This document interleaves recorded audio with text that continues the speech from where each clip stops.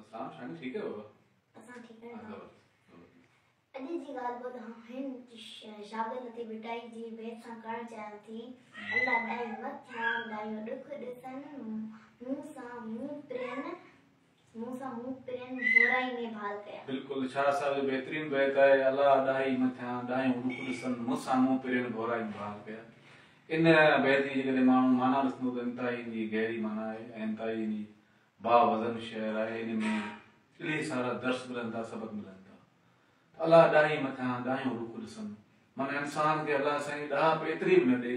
ऐं एतिरो बि इंसान खे वॾो बिने घणो कुल न ॾेई छॾे जो उहे छाकाणि त जेके अल्लाह जा माण्हू प्यारा जेके बाना आहिनि अल्लाह जा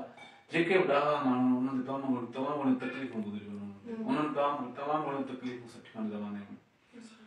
सो अल्लाह ॾाई मथियां ॾायूं ॾुख ॾिसनि मूं सां मुंहुं पिरनि माना अल्लाह ताला जेको आहे उहो या मुंहिंजा जेके हमदर्द आहिनि मुंहिंजा अज़ीज़ क़रीब आहिनि जेके मुंहिंजा उस्ताद आहिनि जेके मुंहिंजा सॼण आहिनि जेके मुंहिंजा दोस्त आहिनि जेके मुंहिंजा रहनुमा आहिनि जेके मुंहिंजा रहबर आहिनि उन्हनि माण्हुनि मूंसां भलायूं कयूं आहिनि मूंसां मुंहुं पिरनि बुराई में भाल कया। बुराई जो मतिलबु इहो त माण्हू इंसान कमज़ोर तकलीफ़ जो इंसान होवे इंसान मुसीबत जो होवे ऐं जेके अपने दोस्त हुअनि अपने वॾे हुअनि अपने बुज़ुर्ग हुअनि अपने उस्ताद हुअनि अपने रिश्तेदार हुअनि अपने अज़ीज़ हुअनि जेके उन्हें सपोर्ट कनि मदद कनि ज़बरदस्त सां भई ॿुधायो अल्लाह ॾाई मथियां ॾायूं ॾुख ॾिसनि मूंसां मुंहुं पिरनि बुराई में भाल कया। ज़बरदस्त। ऐं तव्हांखे यादि हूंदो जॾहिं 2017 में तव्हांखे यादि हूंदो त जॾहिं मूंखे कुतो मूंखे छा हा चकणी हो हाँ हाँ 2017 में छा मूंखे यादि आहे त तव्हां गलीअ में ॿार खेॾिया पिया न त हिकिड़ो कुतो आयो जेको तव्हांखे माना रड़ पाए वियो न तव्हांजे हथ ते तव्हांखे यादि हूंदो त उन खां फौरन बाद असां तव्हांखे अस्पताल वठी वियासीं तव्हांजी वैक्सीन कराईसीं तव्हांखे ख़बर आहे 5 दफ़ा वैक्सीन तव्हांजी थी। सो न महिरबानी का ॻाल्हि कोन्हे असल में तव्हांखे ख़बर आहे त गुज़िरियल साल 2019 में सिंध में तक़रीबन 92,000 अहिड़ा केस थिया आहिनि जिन्हनि खे कुतनि जे चक पाइण जे करे उहे माण्हू अस्पताल दाख़िल थिया आहिनि ऐं उन में अक्सर जेका ॿारनि जी छो अॼु पाण ॻाल्हायूं पिया जेके सिंध में कुतनि जे करे जेके माण्हू ॾाढिया आहिनि कुतनि माण्हू ॾाढिया आहिनि या कुतनि जे करे माण्हू ज़ख़्मी थिया आहिनि ॿार थिया आहिनि ॿुढड़ा थिया आहिनि औरतूं थिया आहिनि बुज़ुर्ग थिया आहिनि ॿाहिरि थिया आहिनि नौजवान थिया आहिनि ॾुखो ई अंग आहे इलाही साल तव्हांखे ख़बर 92,000 तमामु वॾो अंग आहे। सो उन जे लाइ जेका हिक माइटनि खे वॾनि खे जेके बुज़ुर्ग आहिनि घर में उन्हनि जो फर्ज़ु आहे इन क़िस्म जो को मसइलो थिए थो त पंहिंजे ॿार खे पंहिंजे घर वारे खे या जे चक पाइण जे करे उहे माण्हू अस्पताल दाख़िल थिया आहिनि ऐं उन में अक्सर जेका ॿारनि जी छो अॼु पाण ॻाल्हायूं पिया जेके सिंध में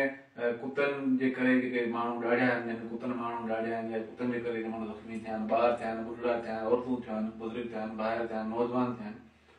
ॾुखो ई अंग आहे इलाही साल तव्हांखे ख़बर 92,000 तमामु वॾो अंग आहे। सो उन जे लाइ